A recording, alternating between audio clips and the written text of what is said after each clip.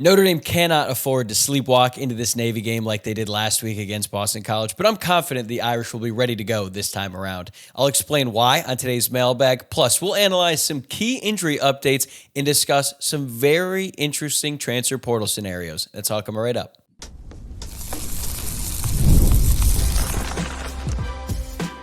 You are Locked On Irish, your daily podcast on the Notre Dame Fighting Irish. Part of the Locked On Podcast Network, your team every day. What is up? Welcome in. This is Locked On Irish, your daily home for Notre Dame football. I'm Tyler Wojciak, and I'm the host of this show. I went to Notre Dame. I'm a producer at Fox Sports, and I've been covering the Irish for the past several years. Today is Friday, November 7th, so happy Friday to you, and thanks for starting your day right here by making this your first watch or listen of the day. If you have not already, please subscribe on YouTube and wherever you get your podcasts. Today's mailbag is absolutely loaded. We're going to start with Saturday's showdown against Navy in the exact blueprint Notre Dame needs to avoid getting dragged into an ugly four-quarter fight, which is exactly what the Midshipmen want to do in this one. Then we're going to shift into the future, including some wild transfer portal quarterback hypotheticals and what to expect from certain players down the stretch. And then at the end, we'll loosen it up. We'll talk some college football playoff chaos, some dream Notre Dame road trips, and a little behind the scenes about what it's like talking about this team every single day. But we begin with a question from @G Bellotti. What is the most important thing you'd like to see from the Irish when they take the field against Navy? The number one thing is just a sense of urgency in all three phases from the opening kick. And that might sound, pretty generic or just not very intricate, right? I'm not diving into the X's and O's right away, but if Notre Dame just comes out ready to go on offense and defense and special teams, they should roll Navy. Lately, it seems like one side of the ball comes out ready to go while the other lags behind, and then they have to catch up after the fact. We saw that last week where the offense had a slow start against Boston College, but the defense came out firing immediately. Like those first two games against Boston College, Jared Dawson was a big part in both of those plays. The Boston College quarterback, Dylan Lonergan, looked like he was in for a long night. Now, he later got benched, so in a way, he was half right, I guess you could say, but the Notre Dame defense set the tone early.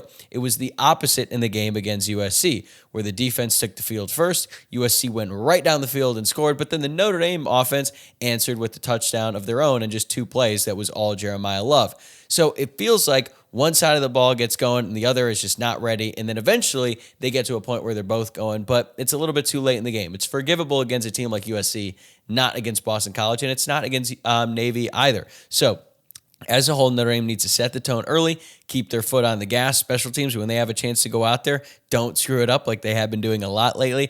And if we want to get into the actual schematics, what I'd like to see from Notre Dame on Saturday, I'd really like to see Notre Dame's offensive line dominate Navy's front.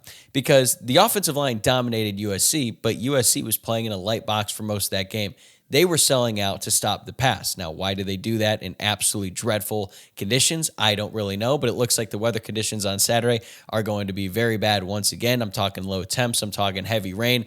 Maybe that even turns into snow and sleet late at night. So I'm guessing that Navy is going to be much smarter than USC and sell out to stop the run, which should mean open passing lanes. But as we've seen, it's pretty hard to pass when it's pouring down rain and it's freezing cold. So even if they stack the box, Notre Dame's offensive line should still be able to dominate. They should still be able to move the ball at will on the ground, especially when they have the two best running backs in the entire country. So if Notre Dame's offensive line goes out and dominates, that'll help set the tone for the rest of the entire team. This next question comes from @Jordan Soros LB, or Sorsab, maybe that's how you say it. I'm sorry if I'm butchering that. But anyway, Jordan would like to know, what's the one thing Notre Dame absolutely cannot do in order to avoid an upset against Navy? The obvious answer to this question is you can't turn the ball over. You can say that about literally every single game when one team is heavily favored. But against Navy, there's actually another thing that is a little bit more specific, right?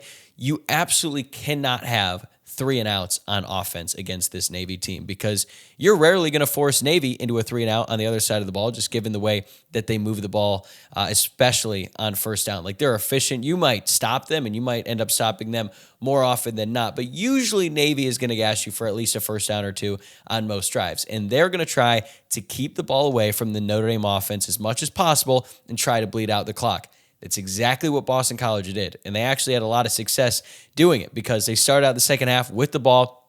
They go on a 21-play drive that results in a field goal, but they had the ball for the first 10 minutes of the third quarter. So Notre Dame's offense is sitting there. They're ready to go. CJ Carr's amped up to go out there and separate from Boston College, build a bigger lead, but they just couldn't do it because Notre Dame's defense couldn't get off the field. Now, obviously, some calls didn't go their way, like that egregious face mask penalty that was called on Josh Burnham, but that's the formula, right? And Navy is going to try to apply the exact same method on Saturday against Notre Dame. They're going to try to protect the ball, keep it close into the fourth quarter, and then hope the pressure of the moment in fear of an upset weighs down Notre Dame, and they're able to pull off this upset. So the Notre Dame offense cannot afford 3 and outs. Even if they don't score every drive, they have to be able to move the ball, take some clock, and just make sure that the Navy offense doesn't have a chance to bleed the clock. They can still move the ball, get the ball into better field position and things like that. And if Notre Dame is able to score in bunches early on, they have some explosive plays like they did last year,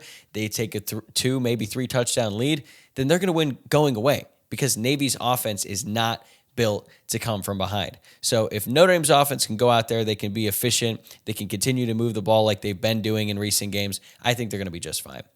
All right, Blake Brown, 210, wants to know, what makes Navy's offense so hard to play against?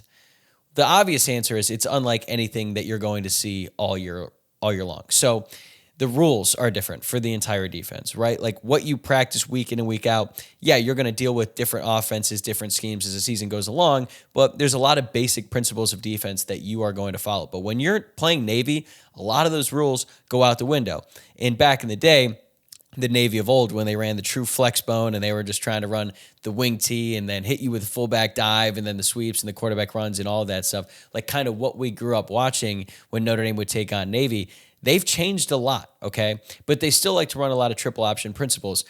A big reason why they've been forced to change is because of a new rule that the NCAA enacted a couple of years ago that basically prohibits cut blocking. And cut blocking are blocks below the waist, specifically when guys just dive at the knees. So that's another thing that made it really hard to play against Navy because they would have to make up for their lack of size by taking out dudes' knees. That would lead to injuries. Like I remember that game in 2014 when Notre Dame was actually in a tight one against Navy, fresh off that heartbreaking loss to Florida State. And in that game, they lost Joe Schmidt, they lost Dron Jones, and I believe they lost Sheldon Day in that game. So 3 defensive starters, 3 key players were lost due to serious injuries that they suffered against Navy. Now, it's a little bit different now.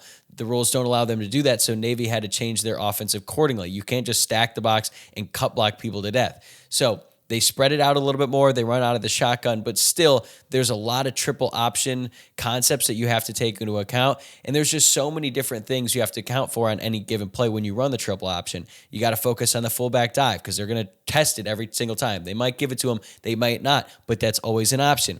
They could also give it to the running back and they could run a sweep the other direction. The quarterback run is always in play. And now they have added more of a passing element. It's not like when Notre Dame used to play Navy where if they threw 4 times a game, that was a ton. They were airing it out. No, Blake Horvath is going to throw the ball downfield. And the speed that the Navy offense plays at is usually much different than the defense, at least to start the game, because the defense is trying to figure it all out on the fly. Like, yeah, you can run it in practice, but you're not going to face it like live speed until you actually play Navy. And they have just drilled it down to a science. So they're completely in sync, and the defense is forced to react as opposed to being a little bit more proactive and being able to know what's coming. But that is why you see Navy drive down the field and score on the opening drive so many times, even when they're completely overmatched. Like even bad Navy teams have scored on the opening drive against Notre Dame. But once the Notre Dame understands what they're seeing, they understand their assignment a little bit better, that's when the speed and size of the Notre Dame athletes takes over. All right. At R2 Saint 24 wants a 3-bet parlay that I would take on the game this week. Well, if you've been watching or listening to the show, you know that pretty much every week I'm calling for an Eli Raridon touchdown. And every week it has failed. So if you've been putting money on Eli Raridon anytime touchdown, I apologize for the losses. But you can get it all back this weekend with this 3-leg parlay. And guess what we're starting with? Eli Raridon anytime touchdown. And we're also going to add Jadarian Price anytime touchdown and Jeremiah Love over 106.5 rushing yards. So Eli Raridon anytime TD, Jadarian Price anytime TD, Jeremiah Love over 106.5 rushing yards. That is plus 809 on FanDuel. So if you bet $100 on this 3-leg parlay, you would get $809 if it hits.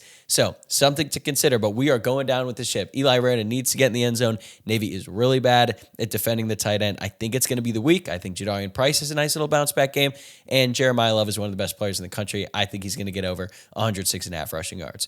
All right, we have a lot more to get to on today's mailbag. When we come back, we're going to discuss why Notre Dame has not been able to find a solution at kicker, and we got some key injury updates before the stretch run. That's coming up next. Today's episode is brought to you by DoorDash. It's almost the weekend. Time to look back and crown this week's MVP on Who Delivered, powered by DoorDash. Just like you can win every Saturday with DoorDash Streaks, saving more every time you order, these players delivered when it mattered most. Let's break it down. So for Notre Dame, Jeremiah Love delivered for the Irish in their win over Boston College last Saturday. The Irish were struggling to separate from the Eagles all game, and they found themselves backed up near their own end zone in a one-possession game at the start of the fourth quarter. Then Jeremiah Love happened. Love burst through the hole and took off for a 94-yard touchdown run, the second longest run of his career, which put Notre Dame up 25-10, and all of Irish Nation could finally exhale. When the pressure was on, Love came through. No hesitation, no delay. And just like Jeremiah Love delivers for Notre Dame, DoorDash delivers your Saturdays. With DoorDash Streaks, you save every Saturday you order. Stack it up all season, and you could save up to $250, including $100 in DoorDash credits. Order the Saturday, keep the streak alive. Fuel your game day, only with DoorDash. Terms apply. Promo period through November 18th. All right, this is the Friday Mailbag here on Locked On Irish, and this next question comes from @JRust4th. Was there a recent rule change against adding students to the football team mid-season? I know there's something against getting another athlete from the soccer team, but I know for a fact there are kids on campus who could at least try out for kicker. Well, JRust4th, I would like to know which kids on campus could try out for kicker that you know, because they don't have inter-hall football anymore, so I don't know who's kicking, but hey, at this point, Notre Dame could use pretty much all the help they can get. But the issue here is the 105-man roster limit is in effect. Now, it's being grandfathered in, so walk-ons who were on the team before were not immediately cut to get the roster down to 105. But with this new 105-man roster limit, you do have to submit your entire roster before the season started. And that does include the amount of walk-ons that you have. In the past, before this 105-man limit, there was an 85 scholarship limit, but you could literally have as many walk-ons as you want. Some teams had like 140 or 150. Like, it was crazy. The big-time programs, they just could handle all of those different players. That is not the case anymore. You can't just have a walk-on join the team mid-season, which is unfortunate because we could be missing out on another David Ruffer situation. If you don't remember David Ruffer, he was at another school. He kicked for them. Then he transferred over to Notre Dame. I believe he was at William & Mary. I could be wrong, but I believe he was at William & Mary. Then he transferred over to Notre Dame and was kicking for a dorm inter-hall team. And Notre Dame's kicking situation was a disaster. Ruffer was pretty good, so they went and they poached him. And then he played on the team. Not only did he play, he started out with an incredible career. He had a record for the most consecutive field goals made in Notre Dame school history. He started out 23 of 24 on field goal attempts in his career, and he was incredible. He was one of the best kickers in the entire country.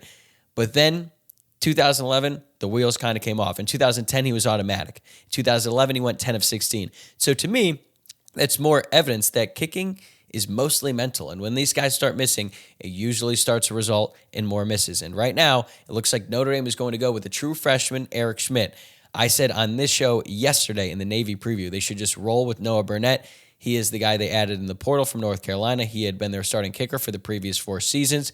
68 field goal attempts on his career. He had made just under 80%. Obviously, this year he's been dealing with the nagging injury, and he's been pretty inconsistent as of late. Marcus Freeman said in his press conference on Thursday, they're going with Schmidt because, quote, it is what's best for the team. I find that hard to believe, considering that Schmidt has consistently kicked balls out of bounds on kickoff, and he has had 2 field goal attempts on the year. He has not even been remotely close to making one. It's not just that he's missing. He is not even close. Like, that last one against Boston College was so far right. Like, people in the stands were probably like, oh my God, right? So, look, maybe Eric Schmidt has figured it out in practice. Maybe that now he is the guy. He'll have a little bit more confidence going forward. But consider me skeptical about the kicking situation getting figured out with Eric Schmidt. But back to the original question, unfortunately, they can't go to campus. These are the guys they've got, and for now, it looks like they're going with a true freshman. All right, I get this question like every single week now, but I think we should update it because the situation is fluid here. At Hunter Holiety, either way. 9672. Is Jaden Greathouse going to redshirt this year and come back for another run at a national championship? I cannot confirm this, but at this point, I think Jaden Greathouse is going to redshirt this regular season. He's been dealing with the nagging injury, whether it be quad, hamstring. I'm not sure the exact specifics of the injury. But considering he still has not played, and he suffered that injury weeks ago, right, months ago now, it just looks like he's going to redshirt this season. He's listed as questionable on the injury report again. Last week at this time, he was listed as out. I don't really know what to make of it, but I think he's going to redshirt this season, and he is going to be eligible to play in the playoffs and still maintain that extra year of eligibility. Again, I'm speculating, but that's what I think is going on here. However, if he had already made up his mind that he was not going to come back next year and that he was going into the portal, he would not be on the team. He would not be part of the player walk. He would not be in the locker room. He would certainly not be on the sideline. So there's a chance that Jaden Greathouse redshirts this season and comes back next year to play for Notre Dame. Does this guarantee that he'll be back because he's still been with the team? No, but it helps because, like I said, the alternative would have been he told Marcus Freeman he's thinking about entering the portal. Marcus Freeman would have been like, thanks, good riddance, basically, right? We've seen that before with Jaden Mickey last season. There's also another element to this. Jaden Greathouse is getting paid a lot of money. He's one of the highest paid players on the entire team. So if he were to leave midseason, he would miss out on a lot of that money. I'm sure that plays a factor, right? That's maybe another reason why he's not willing to just put his name in the portal right away. But there's clearly been some conversations between Jaden Greathouse, Marcus Freeman, the entire coaching staff. Like, they all understand what's going on here. I'm surprised that no one has asked Marcus Freeman more directly, hey, can we get an answer? What's the situation with Jaden Greathouse? It's just that he's questionable. But another thing that I'm curious about is what happens if Will Pauling gets hurt or Jordan Faison gets hurt? Would he be willing to play in that scenario? Because Notre Dame does not have a ton of depth at wide receiver. Fields, Faison, Pauling, those guys have been terrific this season. And Will Pauling has exceeded all of my expectations. But then behind them, you got KK Smith, who's been okay, right? He had that one big game. But then Micah Gilbert has been dealing with a hand injury. You got Elijah Burris, who's a true freshman. So, like, they're very thin after those top three. Fortunately, knock on wood, they've been able to stay healthy all season. But if one of those guys goes down, I feel like if you're Notre Dame and Jaden Greathouse can actually go out there and contribute, you have to force him to play. So it's a very interesting situation. I don't love it. I don't really love talking about it because I'm not really sure. But if the receivers can just stay healthy, it shouldn't be an issue. And then maybe they'll get him back in the playoffs, and then he goes on another insane run like he did last year. I think we'd all welcome that. All right. Next up here, we got at Nick Strittmatter, 8168. What are the odds of Charles Jagasaw and Billy Strouth playing in the playoffs? This is going to be a quick one. I would say it's very, very, very unlikely we see Charles Jagasaw this season. Never say never. Maybe there'll be a miracle, but after his second surgery, it is my understanding that it was decided that he's most likely not going to play this season because he broke his arm in Wyoming, if you remember, right before the 4th of July in the summer in that ATV accident, and then he got surgery almost immediately in Wyoming that night because that's what you're supposed to do when you break a bone. But then he had another surgery, which was always planned, by the way, in South Bend during the season, and I think after that surgery, they realized he's going to need more time. So Charles Jagasaw, we're not going to see him until 2026, and I'm not talking 2026 calendar. I'm talking 2026 football season. Now, as for Billy Strouth, that's interesting because there's been all kinds of different reporting out there about how long he's going to be out. We know he's an extremely tough dude. We saw that last year when he seriously messed up his ankle in that game against Purdue, and then he was able to get back on the field much earlier than most people thought. Now, granted, he had to basically play with a cast on the rest of the season, so he's playing through some serious pain, and he's kind of used to it, right? I feel like he's been dealing with pain throughout his career, and he was dealing with a ton of pain against USC and had the best game of his entire career. So I expect we will see Billy Strouth again before the start of the playoffs. My guess is we'll probably see him against Stanford, maybe the Syracuse game the week before that, so that he can go out there, get some of the dust off right before, hopefully, a playoff run for Notre Dame. Because I think that'd be asking a lot of not only him, but the entire offensive line to get back in sync if Billy Strouth is just inserted back in the lineup in the first round of the playoffs. So if he can, I'm sure they'd like to get him out there for at least one regular season game. At Scabbed Minx 8080, at this point, do Notre Dame fans want Miami to lose again or win out? Who else should Irish fans be rooting for or against? this is going to be a weekly topic, probably on the Mailbag show too, because it's the last thing you're watching or listening before the full slate of games on Saturday. So I think you want Miami to lose one more time just so that they're completely out of the equation. Yeah, right now Notre Dame is ranked 8 spots ahead of them. Clearly the committee favors Notre Dame. The metrics favor Notre Dame, but head-to-head favors Miami because they won on the field. They won outright. So if Miami loses, which they could, they got Pitt, and I mean, they just lost to SMU, and they're playing terrible, and it seems like everything is collapsing in Miami like it always does under Mario Cristobal. Like, his record in November is dreadful. So Notre Dame fans want Miami to lose. I think that they will.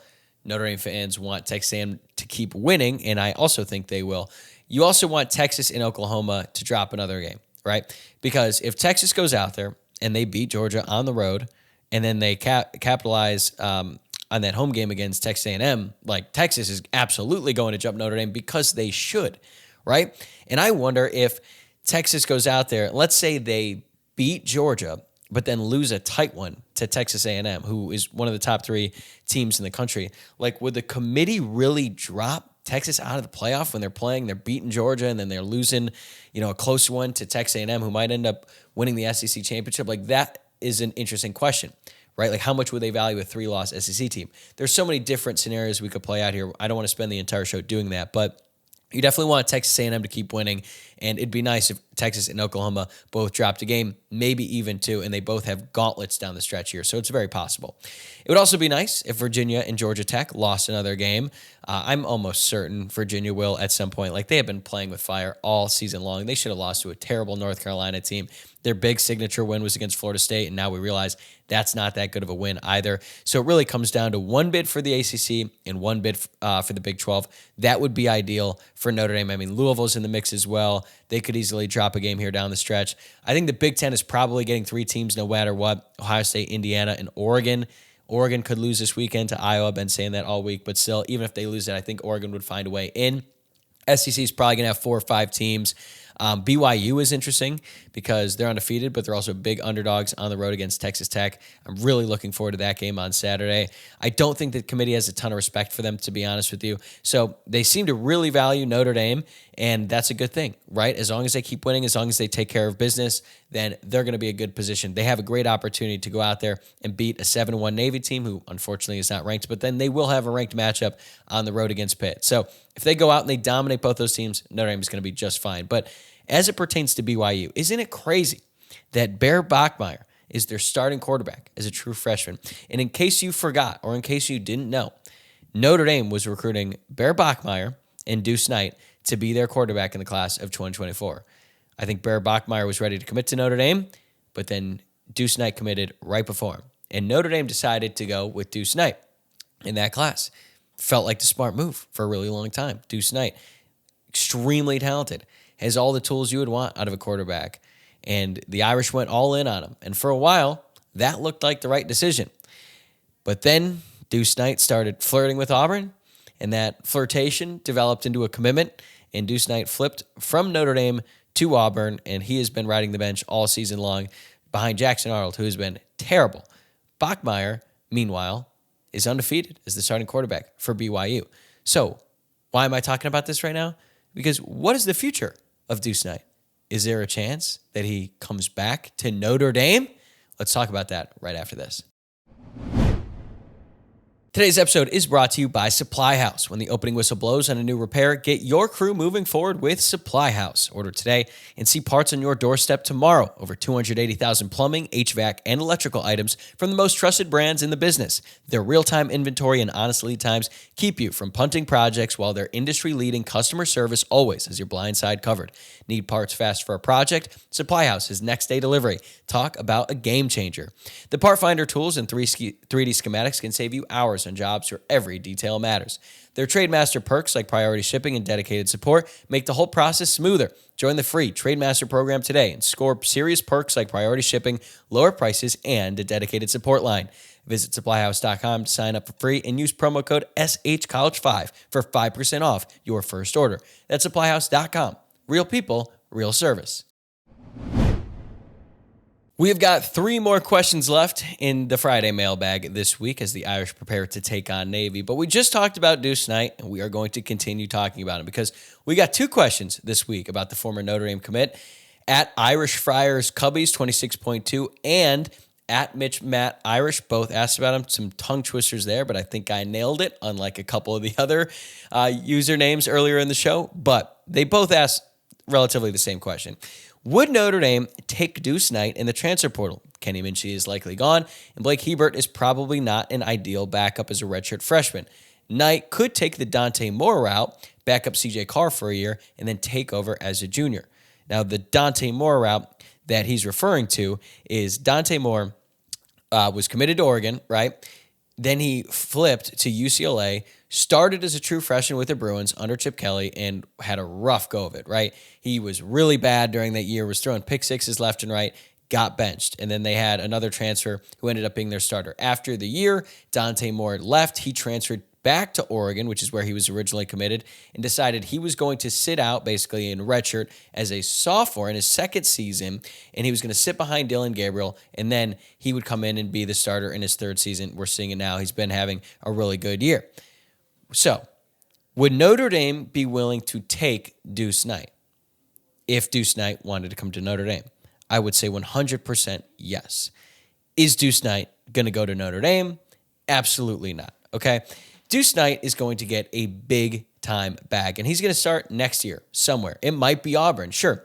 They did just fire their coach, Hugh Freeze, and that is the man who recruited Deuce Knight to Auburn. Well, that and the massive NIL bag that was thrown his way. But at this point, Deuce Knight has not entered his name in the transfer portal. He started posting some stuff on social media in support of the interim coach, DJ Durkin. So we don't know what the future holds for Deuce Knight. But what we do know is that if he were to enter the transfer portal, he would have plenty of suitors, even though he hasn't played at all this season as a true freshman. So if Deuce Knight decides, hey, no matter what, I want to be a starting quarterback next year, then obviously he has no chance of going to Notre Dame. My guess is that Deuce Knight is going to play for Lane Kiffin next season, wherever that may be, whether that's Ole Miss, whether that's LSU, because Lane Kiffin recruited him really hard when he was in high school because Deuce Knight is from Mississippi. Lane Kiffin is obviously the coach of Ole Miss. He ended up going with Auburn, but there was a time when people thought that Ole Miss posed the biggest threat to flip Deuce Knight from Notre Dame. So I think he's going to reevaluate his options, as a lot of quarterbacks do in the offseason. And I think that next year he could either go and start somewhere or he could stay at Auburn. And either way, he's getting a ton of money and he's going to get on the field. If for whatever reason Deuce Knight decides, you know what, I just really miss Notre Dame, that's where I want to be, he's willing to sit out a year and back up CJ Carr so he sits out his first 2 seasons. If that is his mindset and he goes to Notre Dame, they would take him. But the problem is Notre Dame probably would not be able to afford him. So not only would Deuce Knight have to be willing to sit in his second season in a row, he'd also have to be willing to accept far less money because he'd be the backup at Notre Dame. And Notre Dame, even though they are very competitive in the NIL market, they're not going to be paying 2 quarterbacks over $1 million. And CJ Carr is going to get a big payday going into next season to keep him around. So for the people who think that he burned a bridge and Notre Dame would never take him back because of the way that he was, openly flirting and he did all that stuff, look, if you're good enough, none of that stuff really matters. Remember Peyton Bowen, the 5-star safety that Notre Dame had committed for a year, and then he went out and he would play his high school games at Geyer High School in Texas, and he'd wear like Oregon gear and he'd wear Oklahoma gloves and he would do all kinds of stuff and never really represented Notre Dame. And it felt like everyone in the world knew that he was going to decommit from Notre Dame, but he never actually did it. He never came out and said, I am decommitting from Notre Dame. He went out, he took visits, he did all this stuff, but he was able to get around it because when he would go to like Texas A&M or Oklahoma, he could just drive there. It was a short drive. And he strung Notre Dame along way more than Deuce Knight did. As a matter of fact, the night before signing day, after all Peyton Bowen did, and after all this discourse about is he going to flip, when is he going to do it, where is he going to go, the night before National Signing Day, he told the Notre Dame coaching staff he was going to announce that he's going to Notre Dame. I thought it was pretty funny that he had to do an announcement, even though he was already technically committed to them. But still, he told the staff, he told the other commits in the class that he was going to Notre Dame. And what did he do? He went out there and he put on an Oregon hat. And you could tell in the video that his own mother was shocked that he did that. And she kind of put her head down, hand in the face, because she thought he was going to say Notre Dame. So he picks Oregon. He said after the fact, he just did it. He felt that was the right move in the moment. But then it was clear that his recruitment wasn't really over because he didn't sign the national letter of intent. So Oklahoma kept recruiting him. Oregon realized it wasn't said and done just yet. And Notre Dame kept recruiting him. After all that, after all he did, after he told them the night before that he was going to commit to Notre Dame, he was going to make it official, and then he burned him again on signing day, they still recruited him because he was just that good. Ultimately, he ended up signing with Oklahoma. He's still there. He's had a pretty good career so far. He apologized. He did all that stuff. But if they were willing to continue to recruit Peyton Bowen after all that, they would absolutely be willing to take Deuce Knight back on if Deuce Knight were willing to come to Notre Dame and be a backup for another year, and if he were willing to take a pay cut. Okay, at J_Vilittle_ND23, what are 3 locations that you would love to see Notre Dame play at? Well, one of them probably would have been Auburn. And guess what? Good news. Notre Dame just announced that they are going to play a home-and-home series with Auburn. They're going to play in South Bend in 2027, I believe, and they're going to play in Auburn in 2028. So that is going to be a really fun series. I have always wanted to go to the Plains. I've heard nothing but like really good things. It's a very different environment down there. I can assure you of that. So yep, confirmed right here. September 25th, 2027, that game will be in Notre Dame Stadium. And then October 28th, 2028, Notre Dame will play in Jordan-Hare. And everything I've heard about that stadium is there's like some weird stuff. There's some weird voodoo. So I cannot wait to go to that game. I would also love if Notre Dame were to play on the road against LSU. Might not be as fun without the revenge factor of playing against Brian Kelly. We're never going to get that matchup, Marcus Freeman versus Brian Kelly, because I do think Kelly is done coaching. But that would definitely be a night game, and everything I have heard from people who I really respect, who love college football as much as I do and as much as you do, always say there's LSU at night and then there's everything else. So I want to see it for myself. I would go see it if they were playing Florida or Alabama. I just want to see that, right? And if Notre Dame were able to be there too, and I get to cheer on the Irish while on the road seeing a venue that I've always wanted to go to, I would absolutely love that. So that's probably one. I've been to a game at Tennessee. I know Notre Dame has played on the road against Tennessee. If they played again, I would love to go to that game. And one that's a little bit closer to me out here on the West Coast, Notre Dame at Oregon, I think would be special. I've been to Eugene. I was there in the summer. Beautiful campus, really cool looking stadium, much smaller, but I heard it gets extremely loud. So if Notre Dame were to play Oregon on the road, that would be really fun too. So those are my top 3, LSU, Tennessee, and Oregon, and we've got Auburn in a couple years, so can't wait for that. All right, last question of the show, at RTL_K6B. What is the toughest part of covering the team on a daily basis? If you could change one aspect, what would it be? Well, it's interesting because I do talk about this team on a daily basis and I do cover them from that angle, but I'm not a beat writer. I don't live in South Bend. I'm not at press conferences. I'm not at practices. I go to the games, but I'm not in the press box. I go as a fan. I take notes. I talk about what I see right on the show. We talk about it every single day. But look, it's really not that tough, right? I mean, I'm talking to a microphone. Sure, I put a lot of work into it. There's a lot of prep. The recording, setting up the guests, interviews, the editing, the producing. I do all of that by myself. But I'm not saying that for sympathy, right? Like, look, I like what I do a lot. It's really fun. I love this team. And even if I weren't doing this podcast, I would probably be talking about them to my friends and talking their ear off, and they would probably get annoyed. So now I have this outlet.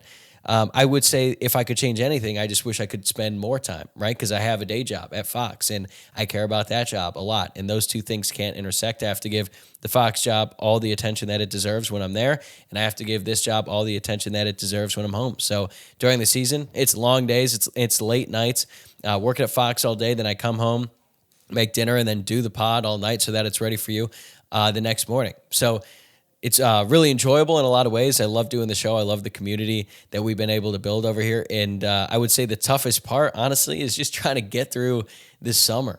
Like, you know, in the winter, there's like the transfer portal, recruiting starts to heat up, and then spring practice is there before you know it. Is it as fun as talking about a game? Obviously not. But, you know, there's stuff to talk about. You're seeing the players. There's fun storylines. But, man, once May comes around, like, you've got recruiting, obviously. Recruiting certainly heats up in June. You've got the official visits. You've got a lot more commits. Like, that's fun to talk about it. But, man, there are some days, especially in June and July, and I like to have a plan. I'm a big planner. I'll wake up and I'm like, I have no idea what I'm going to talk about on the show today. And I have to be interesting and entertaining to you for 30 minutes. And a lot of times I'm solo.